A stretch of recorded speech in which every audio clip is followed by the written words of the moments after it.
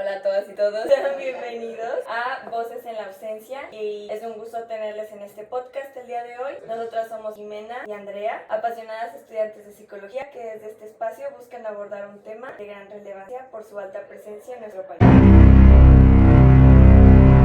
Hoy contamos con la presencia y el apoyo en este podcast de la maestra María de Lourdes Contro, mamá de Carlos y Amaury, responsable del Programa Universitario de Derechos Humanos, aparte del equipo de Laboratorio de Resistencias contra las Desapariciones, REDELAB. Desde 2019 ha venido acompañando a familiares de personas desaparecidas en el estado de Guanajuato, especialmente desde el ámbito psicosocial. Muchas gracias, primero que nada, por aceptar esta invitación a participar en esta actividad. Antes de dar inicio, es importante mencionar que la desaparición forzada es lamentablemente uno de los delitos con mayor presencia en nuestro país. Hoy por hoy, desde el marco jurídico, fue tipificado como un delito en el año 2001, mismo año en el que el país firma la Convención Interamericana sobre Desaparición Forzada de Personas. Actualmente en México se registran más de 130,000 personas desaparecidas y contando, según el Registro Nacional de Personas Desaparecidas. Y pues esto obviamente remarca como esta problemática como una crisis de derechos humanos.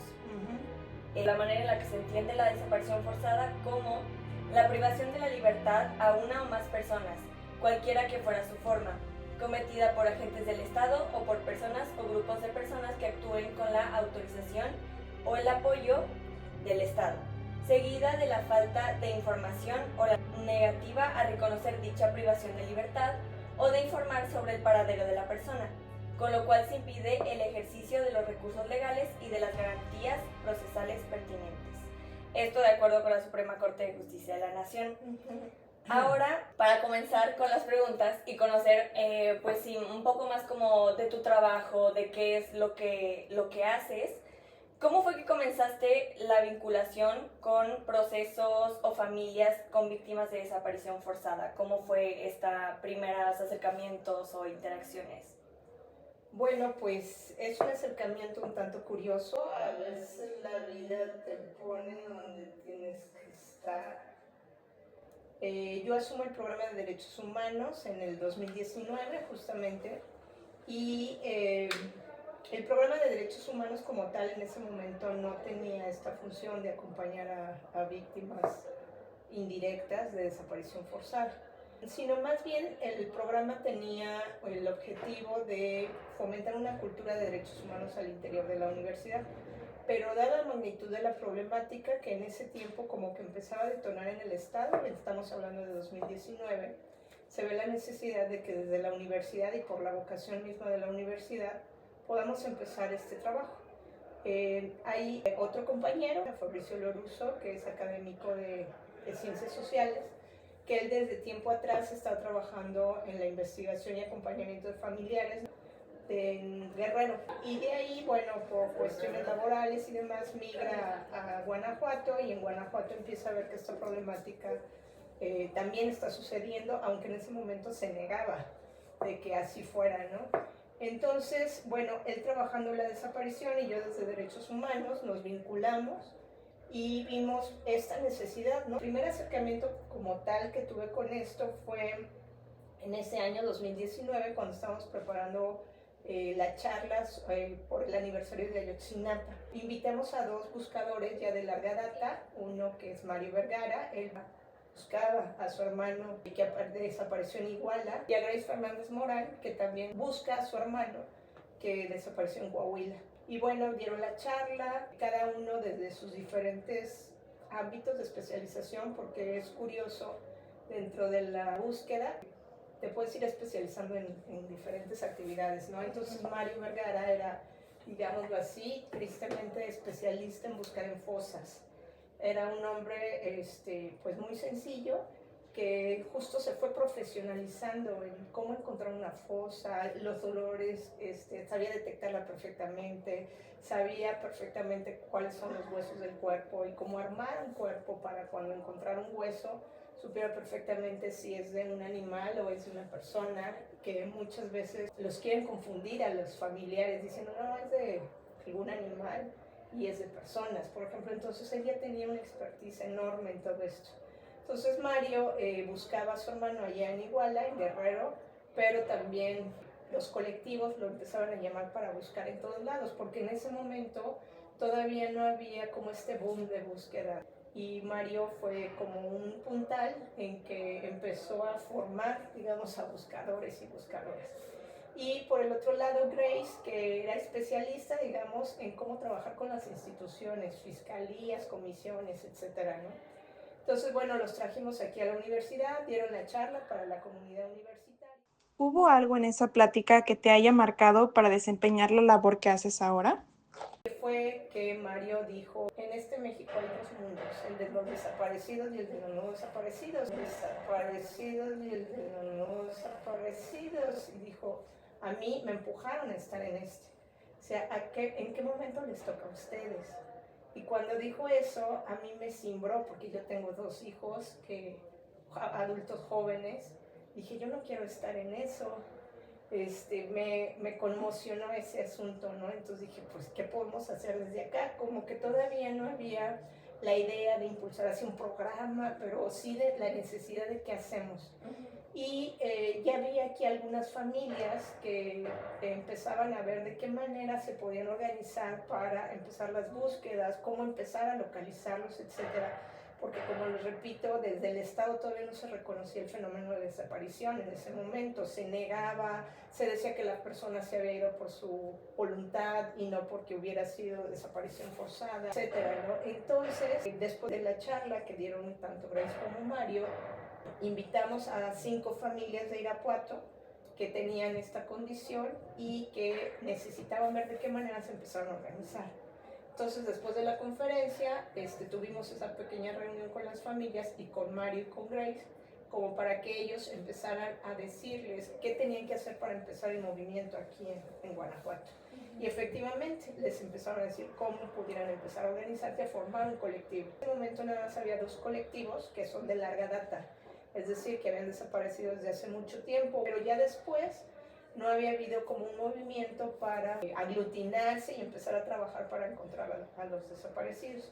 Entonces es hasta este momento que empezamos a ver de qué manera y las familias empiezan a organizar y forman un colectivo que se llama A Tu Encuentro en Irapuato y que muy prontamente tuvo muchísimas familias que se empezaron a aglutinar porque empezaron a difundir que ya estaba el colectivo y entonces se empezó a ver el fenómeno como era de grande y que no en el Estado no se había visibilizado porque el gobierno no había tomado cartas en el asunto, entonces las familias no sabían qué hacer, pero una vez que hay un colectivo, entonces las familias se empiezan a reunir.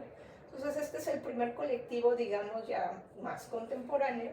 Y de aquí, posteriormente, al interior del colectivo habrá ciertas fracturas y empiezan de ahí a escindirse varios grupos y empiezan a formar otros colectivos.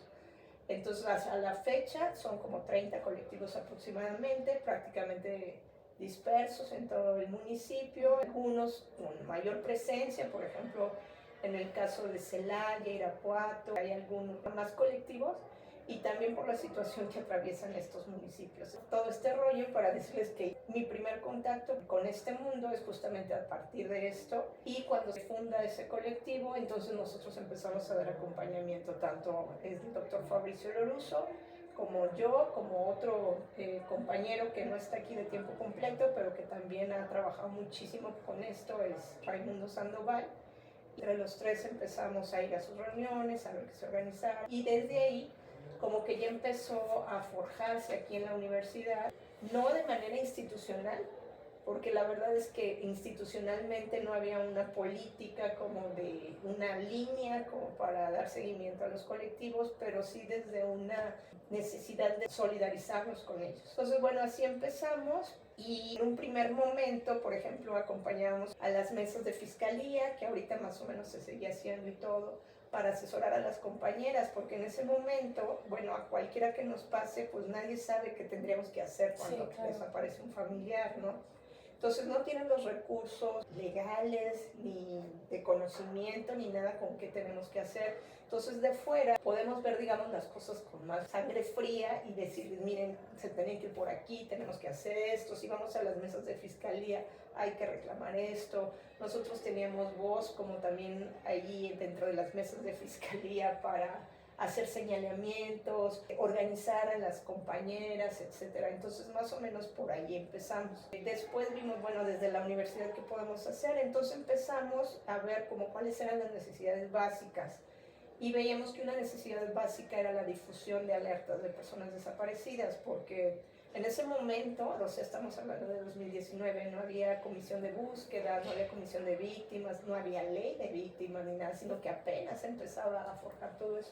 Entonces, por ejemplo, desaparecía una persona y a veces emitía la alerta, a veces no, y es algo fundamental, emitir una alerta para que la población se movilice y entre todos lo ideal sería que pudiéramos buscar, verla, dónde está, etc.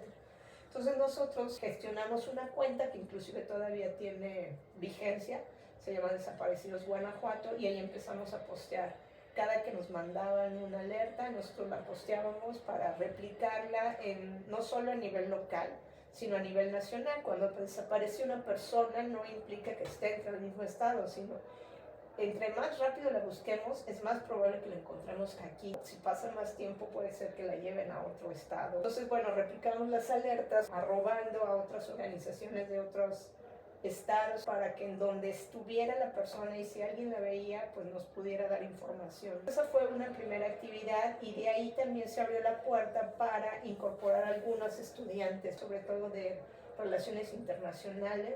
Se empezaron a sumar al equipo como voluntarios y a replicar, por ejemplo, este tipo de alertas. Entonces, cada vez que nos mandaban una, en el chat decíamos quién la replica y ahí cualquiera de los que estuvieran la podíamos replicar. Esto también nos dio la posibilidad de trabajar, por ejemplo, con los datos. Hicimos a partir de lo que íbamos recopilando en las fichas, veíamos, por ejemplo, las edades, qué municipios, todo eso más o menos, para nosotros tener datos y de ahí poder sacar información, informes, infografías. Pero Fabricio en especial fue como en la línea de investigación y en mi caso yo veía como una necesidad de acompañar desde lo psicosocial, porque la situación de la desaparición es una violación grave a los derechos humanos y que no termina hasta que no se encuentra la persona, ya sea en vida o esto implica violaciones constantes a derechos humanos y no solo para la persona desaparecida, sino para la familia. ¿Cuál ha sido la primer labor para poder acercarte a apoyar esta causa? Quien no ha trabajado con un familiar desaparecido no sabe todas las implicaciones que tiene esto en la vida de las familias. La estigmatización que se hace, se piensa a veces que una persona que desaparece es porque está vinculada con cuestiones de drogas y demás, y por supuesto que en algunos casos probablemente sí, pero en otros por supuesto que no. Entonces una de las cosas en las que tenemos que trabajar y en lo que estamos trabajando es cambiar de lógica en el sentido de que la gente que no esté inmersa en ese tema no interprete que una persona que desaparece tiene que ver con esto, ¿no? Sino que tiene que ver más bien con condiciones estructurales que justamente los ponen en esa vulnerabilidad para que eso suceda. Porque, por ejemplo, si nosotros pensamos a cuántas personas de la colonia 10 de Mayo les ha sucedido esto y a cuántas personas de balcones del campestre les ha pasado, pues yo les aseguro que muy probablemente a balcones del campestre tal vez no encontremos ninguno, ¿no? ¿Por qué? Porque tiene toda una infraestructura que le rodea y que no permite que esto suceda. Mientras que las condiciones estructurales de una colonia con estas condiciones los hacen vulnerables a esta situación, ¿no? Entonces no tiene que ver con drogas, no tiene que ver con, es una cosa mucho más compleja que justo los pone en esa condición, ¿no? En esta trayectoria que has acompañado, ¿qué afectaciones has notado en las personas que, como mencionas, han sido arrojadas a este mundo? Bueno, de aquí lo que yo vi es esta situación en la que las familias están primero que nada, pues imaginemos si a nosotros nos ocurre todo lo que nos empieza a pasar, ¿no? Desde la angustia enorme de que un ser que queremos esté desaparecido. Entonces la búsqueda enloquecida, las emociones, la ansiedad, el estrés, es terrible. Y esto, pues como ustedes como estudiantes de psicología lo sabrán, todas las enfermedades, por ejemplo, que empieza a disparar. Y si pasa un día, si pasan 2, si pasan 10, si pasa un año y no lo encontramos y no vemos puertas que nos abran y que de verdad den solución a nuestro caso, imagínense toda la afectación que esto tiene. Entonces, aunado a esto, vienen otras problemáticas, por ejemplo, la desestructuración de la familia misma, ¿no? La situación que empiezan a vivir, por ejemplo, en condición económica. Cuando te pasa esto, lo que pasa es que la persona o la familia o la mamá, específicamente porque se ha caracterizado también quienes buscan que son más mujeres que hombres en general, ¿no? Yo creo que el 90% de las buscadoras son mujeres, aunque al principio eran los hombres quienes buscaban, ahorita ha sido un fenómeno que se ha volcado hacia las mujeres y tiene que ver esto también con los roles de género que nosotros hemos venido desarrollando y en donde nos toca el cuidado de la familia, ¿no? Entonces, bueno, son las mujeres las que se vuelcan a la búsqueda, pero esto hace que, por ejemplo, su condición económica empiece a verse deteriorada, porque si una familia que antes en donde ella trabajaba, ahora ya se tiene que dedicar a la búsqueda, porque ¿qué priorizas? ¿El trabajo o la búsqueda de tu ser querido? O sea, necesitas la lana, pero también necesitas encontrar, y más cuando vienes un estado que no cumple su función.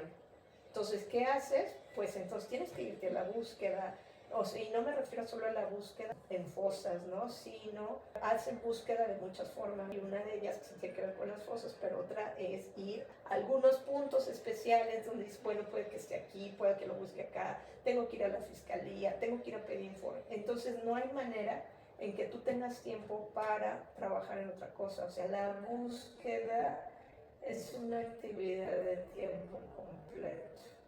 Entonces, ¿qué pasa? Dejan sus trabajos o las corren, o si tenían un negocio lo empiezan a descuidar. Y esto afecta también su economía. Entonces ya tenemos efectos emocionales, efectos a la salud, efectos a la economía.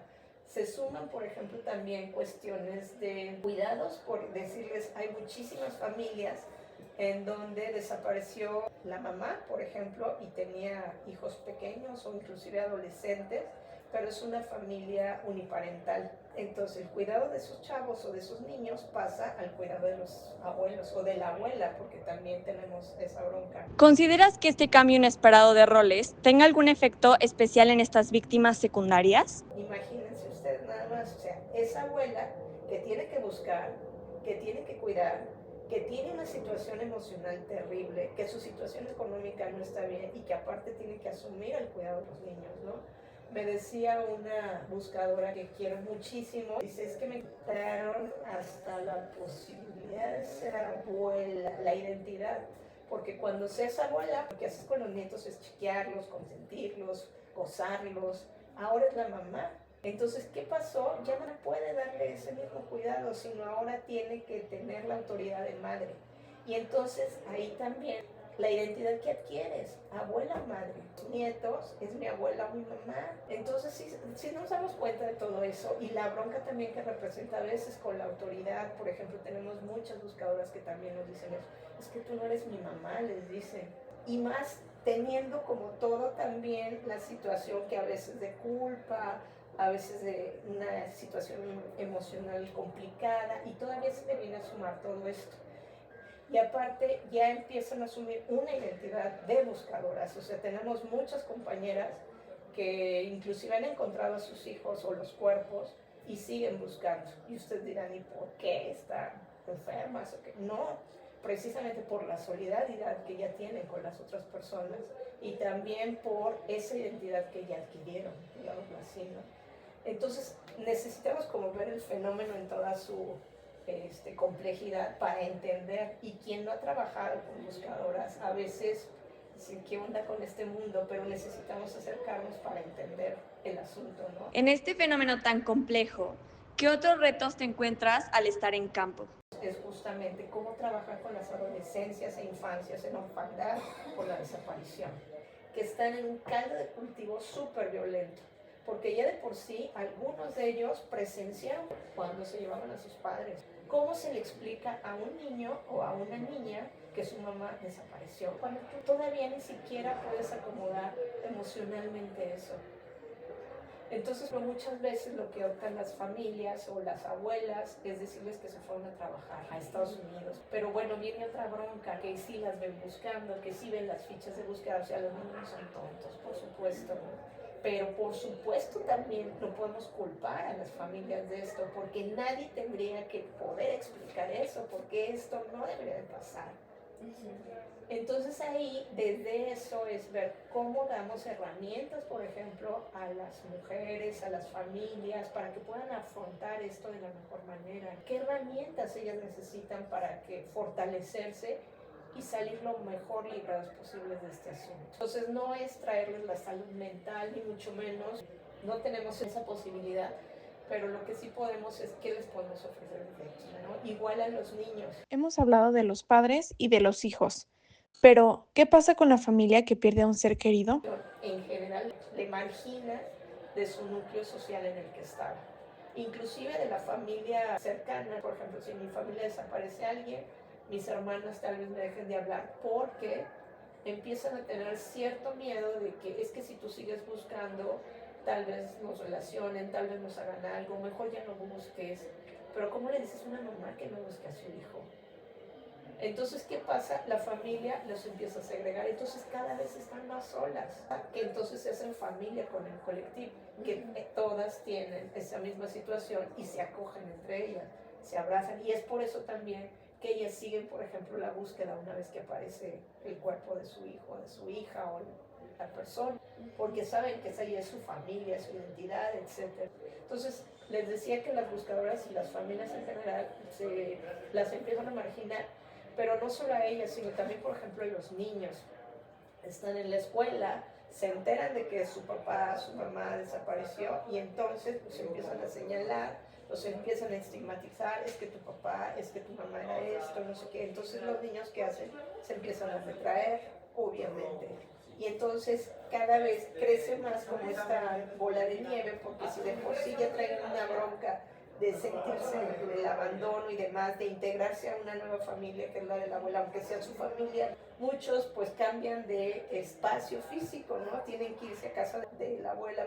En muchos de los casos se vive con otras familias ahí, tienen que competir inclusive por el cariño de los abuelos, en fin, una serie de cosas complicadas. ¿Qué necesidad ves tú que deba atenderse desde el ámbito de la psicología? Como psicólogas, observen todo este panorama, que no es una cuestión de que están tristes porque están enfermas. No, tiene que ver con una situación hiper compleja que les rodea y que es muy difícil diagnosticar nada más diciendo, no, pues estás deprimida.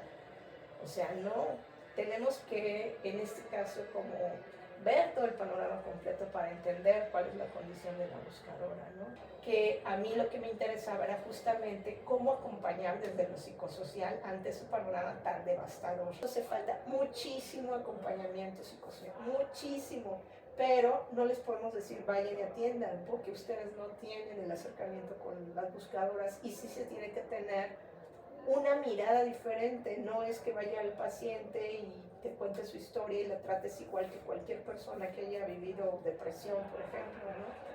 Tienes que entender el contexto en donde están, yo ahorita todo esto que les estoy contando, para saber qué recomendarles, ¿no? Entonces tiene que tener una mirada totalmente diferente, pero es algo que necesitamos desde la universidad urgentemente, formar estudiantes que tengan esta mirada. Estructuralmente en la universidad, cómo formamos desde el posgrado, desde la licenciatura, una materia específica, cómo le hacemos, ¿no?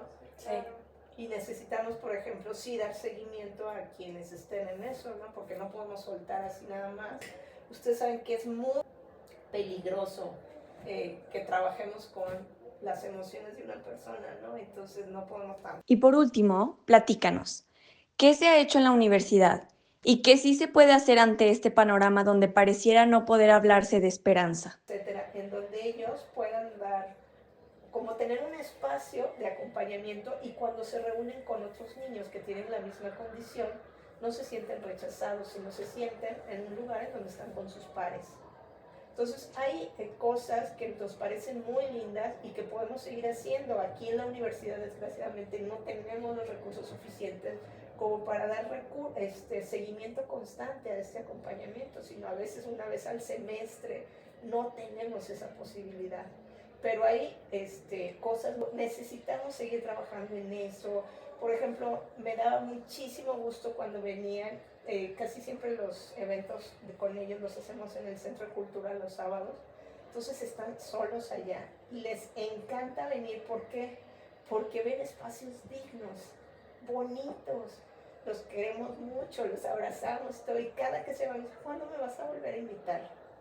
Entonces todo eso yo creo que son cositas que pueden ir abonando a hacer de ello, de su vida, un poco mejor, ¿no?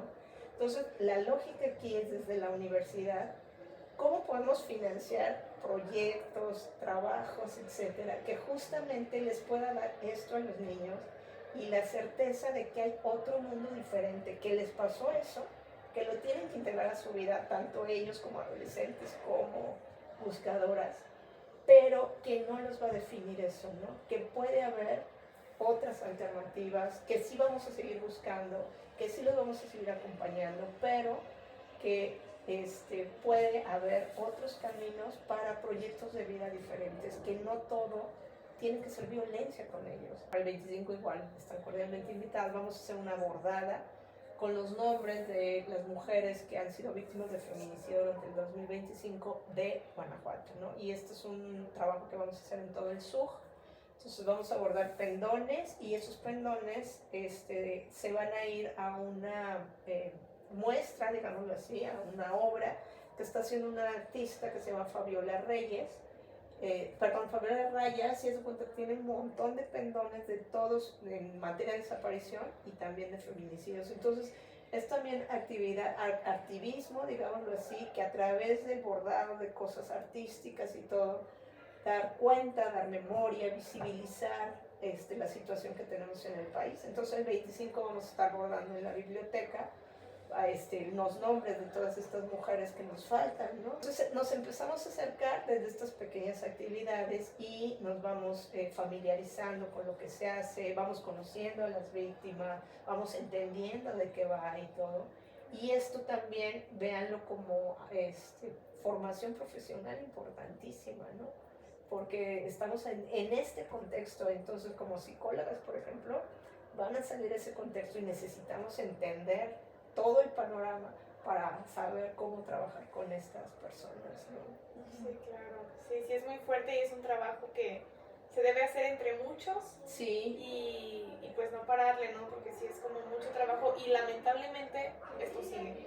Sí, y de verdad, o sea, poniéndonos en el lugar de ellas, como a mí me pasó, si nosotros tuviéramos una angustia, y bueno, ya no digamos la desaparición, qué mejor que sabes que cuentas con otra persona, que al menos si te escucha, como puedes descargar. A mí me han dicho muchas buscadoras, porque a veces te sientes impotente ante lo que te están contando, y yo digo, es que, ¿qué le digo, no? Y me dicen, con que me escuches, porque con eso como que ya descargan todo lo que traen dentro, ¿no? Entonces, con que sepas escuchar atentamente, les descargan muchísimo, ¿no? Entonces creo que necesitamos como cada vez más echar en la mano en eso, el hombro, estar preparadas para eso. Y otra vez, si desde la universidad podemos hacer cosas, pues qué mejor, ¿no? Aquí tenemos los instrumentos, las herramientas, los conocimientos, podemos generar también conocimientos, pues adelante, ¿no? Sí. Otra de las cosas en las que estamos muy dispuestos siempre, tanto Fabricio como yo, es que si necesitan charlas, conferencias para todo el grupo, o sea, con muchísimo gusto, porque lo que más queremos es visibilizar la problemática y que no se estigmatice a las buscadoras. Muchas gracias. No, gracias a ustedes, y ojalá que se puedan solidarizar con la causa, ¿no? Sí, claro. Necesitamos muchísima gente de psicología, pero sí necesitamos ver cómo lo armamos desde... Difundirlo. No, y aparte... Pues te agradecemos mucho por tu tiempo, tus conocimientos y aquí por apoyarnos con el podcast.